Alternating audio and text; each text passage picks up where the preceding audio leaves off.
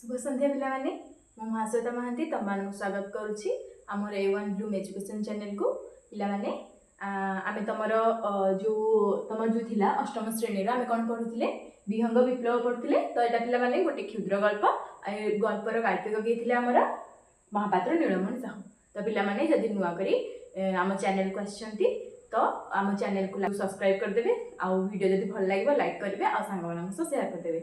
यार फास्ट पार्टा जो प्लेलिस्ट अच्छी तुम चेक कर पाने तो आम पढ़ुले जो विहंग विप्लव ताको आम अधा पढ़ी तो बाकी अधा आज पढ़ा ठीक अच्छे तुम पे तुम पाखे बही अच्छी तुम खोलिक देखिपार आम पढ़ा आम कौ जाए जाइए जो जाए हलदी बसंत जो क्या बग को कही कि आम स्वार्थपर जाति नुहे आम समस्त को निजर बोली भावी था तो तापर देखा कौन अच्छी किंतु काऊ को एते कौड़े करी कही आसेना से कर्कश भावे बग को भर्सना करी कहिला तुमे अति स्वार्थपर असामाजिक और अहंकारी तो यहाँ किए कही बग माने बगर कथा शुणिकी हलदी बसंत सीना सरल थिला बोली से सरल भाव में कहला किंतु काऊ से जातिर नुहति से कर्कश स्वर से पूरा तागिद करके कहला क्या कहला बग को भर्सना कर भर्सना माने माने निंदा करी माने निंदा करने सहित समान निंदा करी भर्सना करी कहला तुमे अति स्वार्थपर असामाजिक और अहंकारी किए अहंकारी थिला बग कहीं से गोरा थिला बोले अहंकारी थिला विपद बेले पड़ोशी मानक साहाय्य करबा तो दूरे थाउ जी एभली असहिष्णु भावे भाव देखाए से अति क्षुद्र माना तो असहिष्णु सह्य करि न पारिबा माने सह्य करि न पारिबा माने कोन है पिला माने तो सह्य करिबा न करिबा बारे माने माने अन्यर खुशी देखि सही पारिबानी से असहिष्णु भाव तो जदि गोटे तुम पड़ोशी विपद पड़े तो आम साहाय्य करिया कथा किंतु बगर से प्रकृति ना तो यहाँ काऊ ताकू भर्सना करी कही तुम हूँ क्षुद्र माने तुम मन हूँ छोट तापर कौन कही काऊ कथा शुणी सबु चढ़े एकाथरे के बोबाई उठिले का का का चिरिंग चिरिंग चिरिंग कुलू कुलू कुलू सम्मिलित भाव से माने बगर स्वभाव को निंदा कले तो सम्मिलित भाव कौन अच्छे पे एकाठी होई बा एकाठी भाव एकाठी होई से एकाठी भाव से सम्मिलित हुए से क्या जो कहले बग को कहले सब पक्षी माने मिसिकी बग अपमान सेठू उड़ी चलीगला एही समय रे कुआडू आसी सेठी पहुँचीगला कजलपाती ताकू देखी सबु चढ़ई पुणी थरे बोबाई उठी स्वागत जणाइले क्या स्वागत कले कजलपाती क्यों मैंने सब पक्षी मैंने कजलपाती हितिक आसी पहुँची तो बग उड़ी जाइए कजलपाती आसी पहुँची आ कजलपाती को सब स्वागत कर कजलपाती पक्षी समाजर मध्यस्थतार काम करे भल लोकी करी कली कजिया मेंटाई दिए तो कजलपाती काम कौन थी कजलपाती हूँ पक्षी समाजर मध्यस्थतार काम करे माने जदि दी पक्ष कली झगड़ा लगी दी माने गोटे जातिर पक्षी आ गोटे जातिर पक्षी मध्य कलह लगी तो ये भल लोक साजी कली झगड़ा मेंटे दूसरा तो ये थिला मध्यस्थता तो मध्यस्थता जदि किए कर तुम प्रश्न आसब तो किए कर कजलपाती तापर देखा भलरे न मेंटिले कजलपाती निजर शक्ति खटाइबा भी भूले ना मैंने जब भलरे कथाटा न समाधान है से शक्ति खटेकी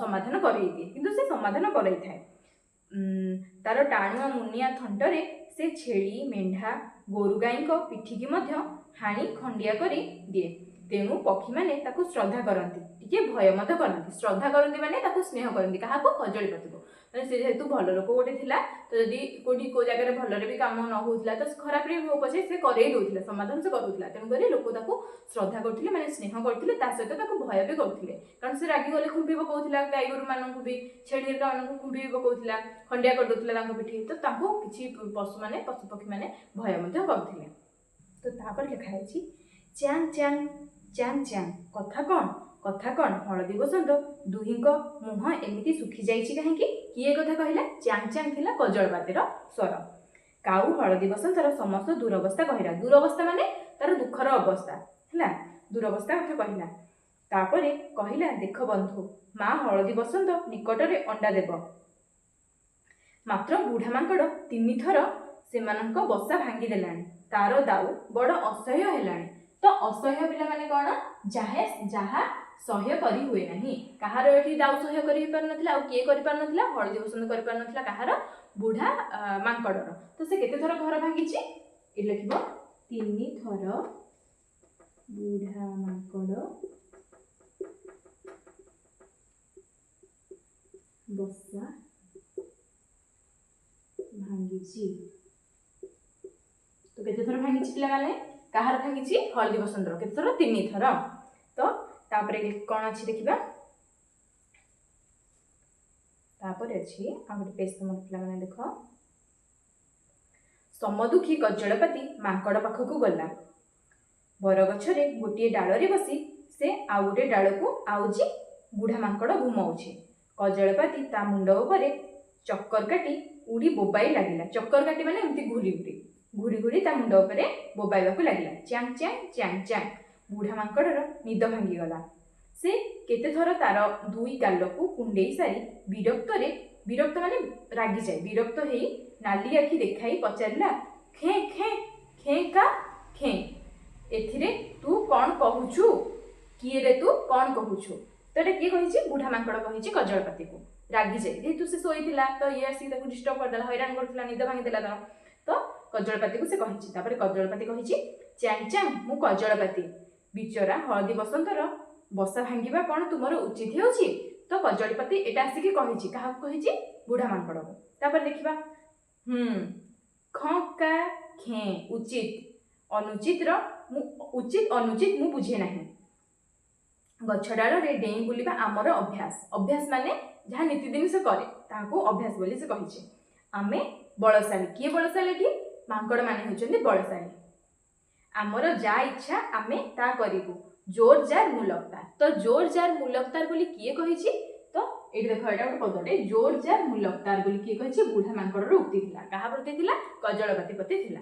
तो जोर जार मुलकतार माने जी जेते जोर लगे पारिबो जिंसडा होछि ता तो से सेति जोर लगे कि से तार डाल रे बुली बुली कला तो से कहला कि मोर हेदरे किछि भी दोष नाही। ठीक अछि तापर देखिबा कजलपाती तार तापरे बहु प्रकार बुझाइला मात्र गौआ मांकड़ ता कथा बुझिला नाही। गौ माने दुष्ट दुष्ट मांकड़ ता कथा बुझिला नाही। कजलपातीर सबु कथा तार ए कानरे पसी से कानरे बाहरी गला। शेषरे सेथिरु निरस्त होई कजलपाती कहिला ताहाले मु महाराजंक पाखे तुम नामरे फेरात देबे। फेरात माने कोन फेरात माने पिला माने अभियोग। तो काहा नारे फेरात देबो की कहले कजलपाती कहिला बुढ़ा मांकड़ नारे महाराज को आगे फेरात देबो। तापर देखिबा बुढ़ा मांकड़ ताच्छल्य करी कहला खका खे करुणा फेरात मु तुम राजा को डरिछि ना मोकदमा को फरुआ करिछि माने माने बुढ़ा मांकड़ एते साहस लागी से कजलपाती को ताच्छल्य करी कहला कहला हां जा जा तमे कहइबो कोन तो महाराज भी मोर कर देबे कि माली मोकदमा लगे कोन कर देबे मोर। तो एटे से ताच्छल्य करी कहिछि राजा को दरबार वीराधि वीरवर प्रबल प्रतापी श्री श्री कंटक जिह्वा भल्लुक महाराज सिंहासन उपरे उपवेशन करथिले। उपवेशन माने बसिथिले। तो महाराजकर नाटा पूरा पिला माने तमे देखो वीराधि वीरवर प्रबल प्रतापी श्री श्री कंटक जिह्वा भल्लुक महाराज। तो माने नॉर्मली आमे कहि परबा कि भल्लुक महाराज तो किंतु तांको ना पूर्व देखो कोन लागिछि वीराधि वीरवर प्रबल प्रतापी श्री श्री कंटक जिह्वा। कंटक जिह्वा माने जहा माने जिभरे कंटक सदृश थाए माने कंटा सदृश थाए हला तांको कंटक जिह्वा बोली कहचंती हला। तापरे कोन कहिछि उपवेशन करचंती सिंहासन उपरे। तापरे पाखरे आउ गोटे आसन रे बसिसंती प्रधानमंत्री महाशय श्रीयुक्त हीनबुद्धि जंबुक प्रवर। तो प्रधानमंत्री को नाम कोन थिला श्रीयुक्त हीनबुद्धि जंबुक प्रवर। जंबुक प्रवर थिले भल्लुक महाराजंकर प्रधानमंत्री।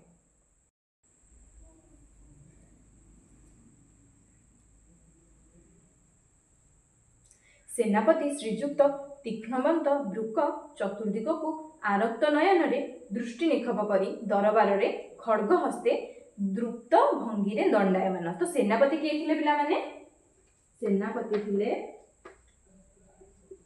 जंगलर सेनापति थिले किए तीक्ष्णवंत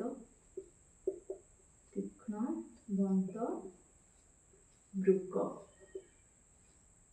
ब्रुक हला। तमर ये थिले तीक्ष्णवंत माने जहाँकर तीक्ष्ण दांत थिला हला तीक्ष्ण दंत दंत न दंत तीक्ष्ण दंत ब्रुक महाराज हला ब्रुक थिले सेनापति हला। तापर लिखा अछि कि तमर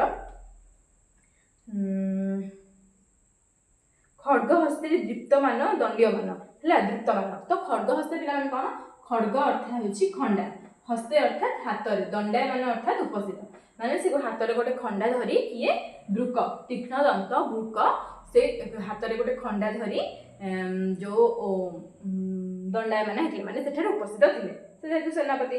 तो तापर देखिबा पारिषद मानक मध्यरे अरण्यर पशु जगतर कोकी कटास गुंडुची मूषा कुट्रा हरिण और झिंक आदि सरीसृप जगतर अहिराज गोधी आदि एवं पक्षी जगतर शुआ काकतुआ पारा पेचा बुलबुल आदि स्व स्व आसन अलंकृत करी राजा सम्मुख को माने राजा मुह को चाहि करी बसिछंती। तो ये सब पक्षी माने आउ सरीसृप जातिर जो जीव माने कौन करथिले अहिराज आ गोधी ए माने सब मिसिकी माने राजा को मुह करी बसिथिले हला। तापरे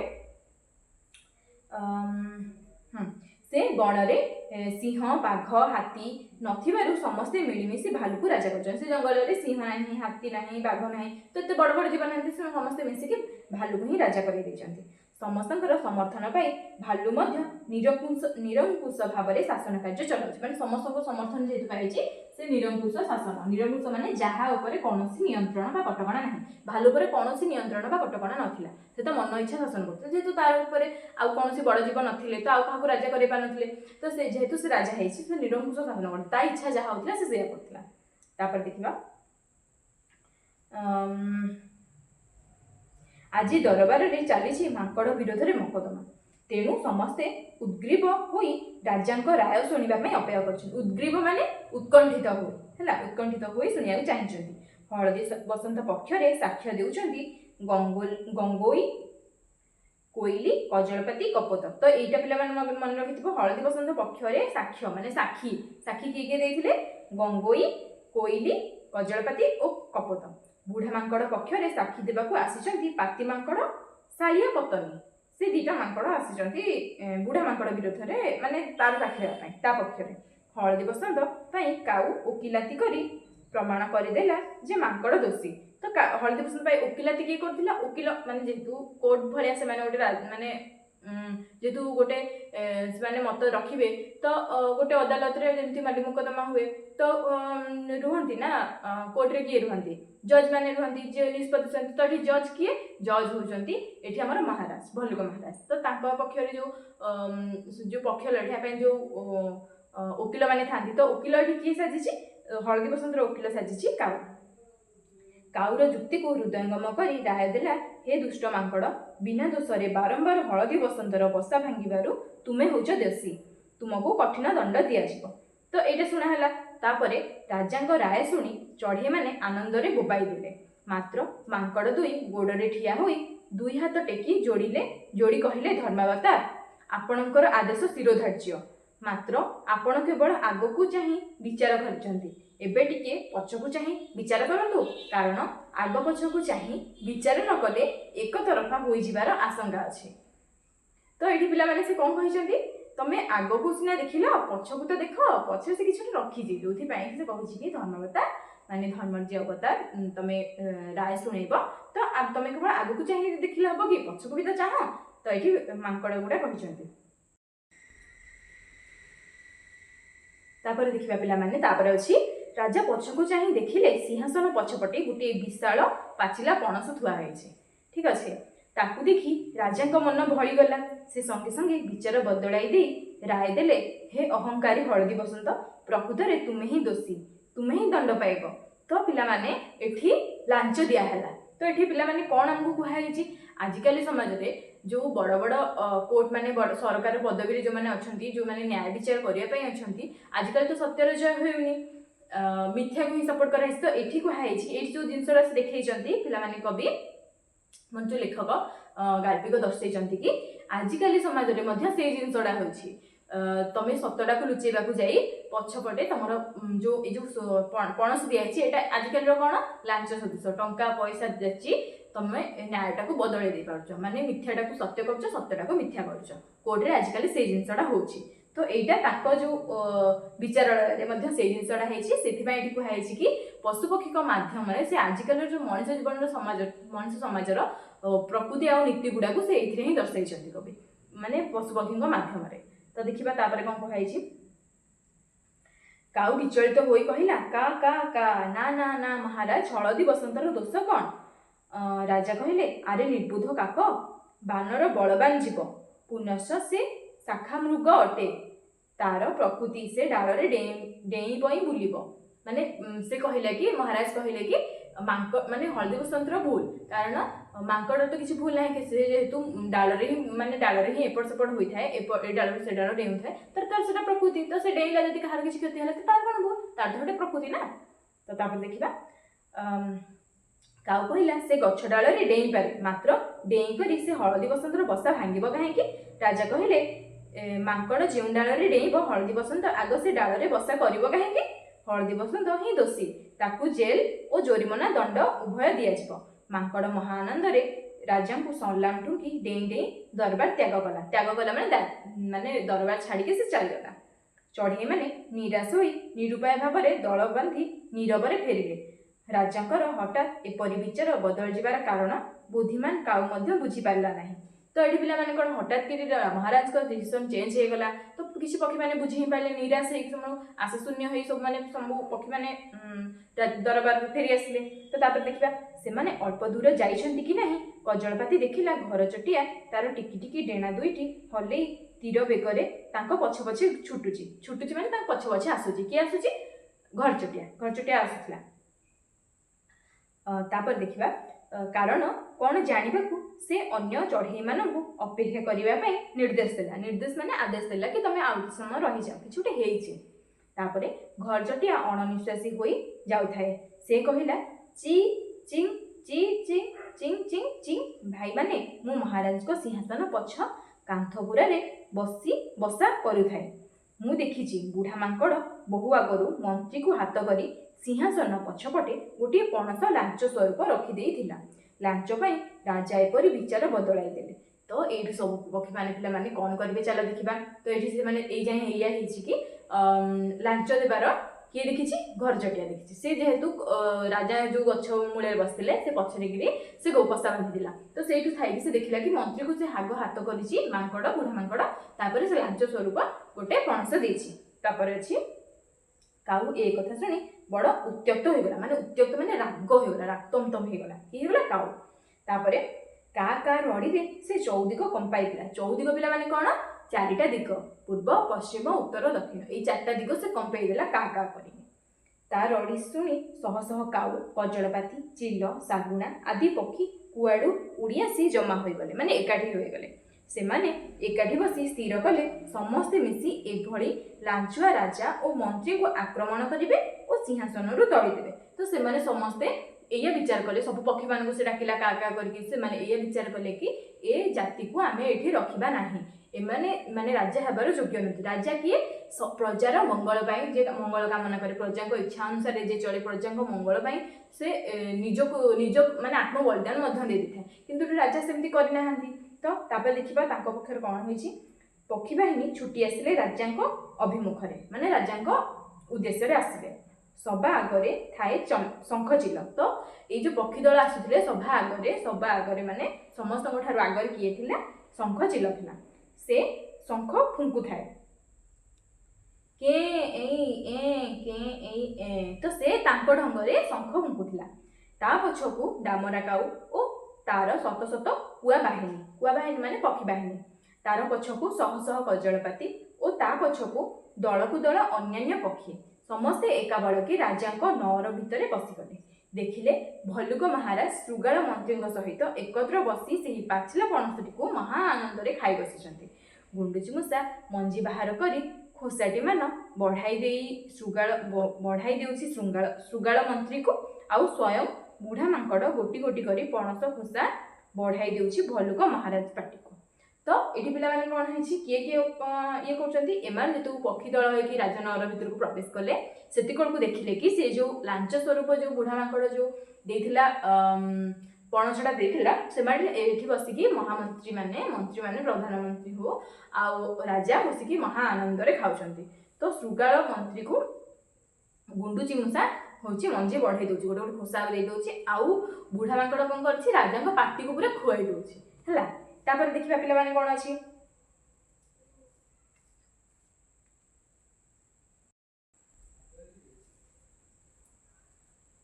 ପକ୍ଷୀମାନେ ଏ ଦୃଶ୍ୟ ଦେଖି ଆହୁରି ରାଗିଗଲେ ଓ ମହାକୋଳାହଳ କରି ଲାଞ୍ଚଖିଆ ରାଜା ମନ୍ତ୍ରୀ ଓ କର୍ମଚାରୀମାନଙ୍କୁ ଖୁମ୍ପିବାକୁ ଲାଗିଲେ। କୁଆମାନଙ୍କର ଥଣ୍ଟର ଆଘାତରେ ବୁଢା ମାଙ୍କଡ ଖଣ୍ଡିଆ ଖାବରା ହୋଇଗଲା। ଶୃଗାଳ ଯେତେ ଲୁଚିଲେ ମଧ୍ୟ ଚିଲମାନଙ୍କ ଆଖିରୁ ଆକ୍ରମଣରୁ ରକ୍ଷା ପାଇପାରିଲା ନାହିଁ। ଶେଷକୁ କଜଳପାତି ଭାଗରେ ଭଲ୍ଲୁକ ମହାରାଜ, ତାଙ୍କର ଲୋମସ ଦେହ ଅଳ୍ପକାଳ ମଧ୍ୟରେ ଲୋମଶୂନ୍ୟ ହୋଇଗଲା। ତ ପିଲାମାନେ ତମର ଏଇ ଯୋଉ ବହିର କ୍ଷୁଦ୍ର ଗଳ୍ପର ଶେଷ ପଦରେ କଣ କୁହାଯାଇଛି? ପକ୍ଷୀମାନେ ଏସବୁ ଦେଖିକି ସେ ଆହୁରି ରାଗିଗଲେ। ସେ ଚାହିଁଲେ କି ଆମେ ଯାହାକୁ ଏତେ କଷ୍ଟରେ ରାଜା ବନେଇଥିଲେ ସେ ଆମ ପକ୍ଷରେ ରହିବା କଥା ନା, ବଟ୍ ସେ ଆମ ପକ୍ଷରେ ରହିଲାନି। ତ ଏଠି ସେମାନେ କଣ କଲେ, ସମସ୍ତେ ତାଙ୍କ ଉପରକୁ ଆକ୍ରମଣ କରିବାକୁ ଲାଗିଲେ। ତ କେହି ପକ୍ଷୀ ବଞ୍ଚିଲେନି। ତ ଶେଷକୁ କଜଳପାତି ଭାଗରେ ଭଲ୍ଲୁକ ମହାରାଜ, ଭଲ୍ଲୁକ ମହାରାଜକୁ କିଏ ଆକ୍ରମଣ କଲା? କଜଳପାତି ହେଲା। ଚିଲମାନଙ୍କ ଆକ୍ରମଣ କିଏ ବଞ୍ଚି ପାରିଲା ନାହିଁ? ଶୃଗାଳ ମନ୍ତ୍ରୀ ବଞ୍ଚି ପାରିଲା ନାହିଁ। ତ କିଛି ସମୟ ମଧ୍ୟରେ ଦେଖାଗଲା କି ଯୋଉ କଜଳପାତି ଆକ୍ରମଣ କରିଥିଲା ଭଲ୍ଲୁକ ମହାରାଜଙ୍କୁ, କିଛି ସମୟ ମଧ୍ୟରେ ତାଙ୍କ ଦେହରେ ଯୋଉ ଲୋମ ଥାଏ, ଭାଲୁ ଦେହରେ ବହୁତ ସାରା ଲୋମ ଥାଏ, ତ କିଛି ସମୟ ମଧ୍ୟରେ ଏ ଲୋମ ଆଉ କିଛି ନଥିଲା, ସେ ସବୁ କେଞ୍ଚି କେଞ୍ଚି ଖଣ୍ଡିଆ କରି ଦେଇଥିଲା କିଏ? କଜଳପାତି। ଠିକ ଅଛି, କଜଳପାତି ଗୋଷ୍ଠୀ କିଛି ସମୟ ମଧ୍ୟରେ ଲୋମ ଶୂନ୍ୟ ହୋଇଗଲା। ଲୋମ ଶୂନ୍ୟ ଲୋମ ବିହୀନ, ପୁରା ସବୁ ଲୋମ ଝଡିଗଲା ସେ କେଞ୍ଚି କେଞ୍ଚି ହେଲା। ତ ପିଲାମାନେ ଏଇ ଗଳ୍ପରେ ଆମେ ଏଇଆ ଦେଖିବା, ଆଜିକାଲି ସମାଜରେ ଯୋଉ ଜିନିଷଟା ଆମର ହଉଛି, ଯେମିତିକି ଲାଞ୍ଚ ଦେଇକି ସତଟାକୁ ମିଛ କରୁଛନ୍ତି ବା ମିଛଟାକୁ ସେମାନେ ସତ ବୋଲି କରିଦଉଛନ୍ତି, ସତ କରିକି ହାତ କରିକି ନେଇଯାଉଛନ୍ତି ନା। ତ ଆଜିକାଲି ଯୋଉ ସରକାରୀ ପଦବୀରେ ଯୋଉ ଉଚ୍ଚ ସ୍ଥାନ ଯୋଉମାନେ ଅଛନ୍ତି, ମନ୍ତ୍ରୀ ହୁଅନ୍ତି, ପ୍ରଧାନମନ୍ତ୍ରୀ ହୁଅନ୍ତୁ, ଯିଏ ବି ଯେତେ ଉଚ୍ଚ ପଦବୀରେ ଯିଏ ଅଛନ୍ତି, ସମସ୍ତେ ଲାଞ୍ଚ ନେଉଛନ୍ତି। ଛୋଟଠୁ ଆରମ୍ଭ କରି ବଡ ଯାଏ କିଛି ପାଇବାକୁ ହେଲେ କିଛି ଲାଞ୍ଚ ସେମାନେ ନେଉଛନ୍ତି। ତ ଏଠି ସେମାନେ ଗାଳ୍ପିକ ଆମର ଯୋଉ ମହାପାତ୍ର ନୀଳମଣି ସାହୁ ସେ କଣ କରିଛନ୍ତି, ପକ୍ଷୀମାନଙ୍କ ମୁଖରେ ସେ ଆଜିକାଲି ସମାଜର ସ୍ଥିତିଟାକୁ ସେ ଦେଖେଇ ଦେଇଛନ୍ତି। ତ ଏଠି ଆମର ଯୋଉ ତାର ଅର୍ଥଟା ପିଲାମାନେ ତମେ ଜାଣିଲ, ଏଇ ଗଳ୍ପଟା ତମକୁ ବି ଶିଖିବାର ଅଛି। ତମେ ମାନେ ବି ଭବିଷ୍ୟତରେ କେବେ ଲାଞ୍ଚ ନେବ ନାହିଁ କି ଲାଞ୍ଚ ଦେବ ନାହିଁ। ଠିକ ଅଛି, ତମେ ଯଦି ସତ୍କର୍ମ କରୁଥିବ ତ ତମେ ସବୁବେଳେ ସତ୍ମାର୍ଗରେ ଚାଲ। ସତ୍କର୍ମ କରିଥିଲେ ନିହାତି ଭଲ ଫଳ ହିଁ ମିଳିବ ତମକୁ। ତ ପିଲାମାନେ ଆଜି ଆମର ଏଇଠି ବିଷୟ ସରିଯାଇଛି। ତ ପିଲାମାନେ ନେକ୍ସଟ କ୍ଲାସରେ ଆମେ ୟାର ପ୍ରଶ୍ନ ଉତ୍ତର ଆଲୋଚନା କରିବା। ଯଦି ଭିଡ଼ିଓ ତମମାନଙ୍କୁ ଭଲ ଲାଗିଛି ଚ୍ୟାନେଲକୁ ସବସ୍କ୍ରାଇବ କରିବ, ଆଉ ଭିଡ଼ିଓକୁ ଲାଇକ୍ କରିବ ଏବଂ ସାଙ୍ଗମାନଙ୍କ ସହ ସେୟାର କରିଦେବ। ଠିକ ଅଛି ପିଲାମାନେ।